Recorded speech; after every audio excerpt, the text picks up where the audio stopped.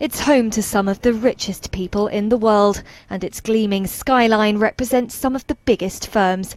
But as Hong Kong prepares to mark 20 years since it was handed back from British to Chinese rule, there's growing tension over the city's wealth gap.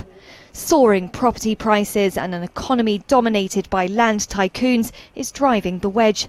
According to Oxfam, the richest 10% of households now earn close to 44 times more than the poorest 10%. We find that many Hong Kong poor people or elderly people living in very small cubicles or in subdivided flats in Hong Kong. I think one of the most urgent things for the new government to do is to increase the public rental housing protection in Hong Kong. Chief Executive-elect Carrie Lam, who takes over on Saturday, has vowed to do just that. She wants to calm simmering discontent amongst locals. 79 days of pro-democracy protests in 2014 brought much of the financial hub to a standstill.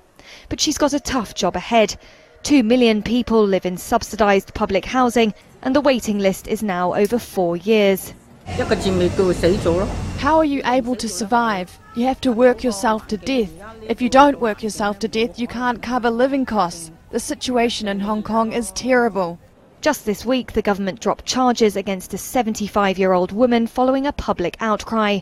She'd been arrested for selling a piece of cardboard without a hawker licence.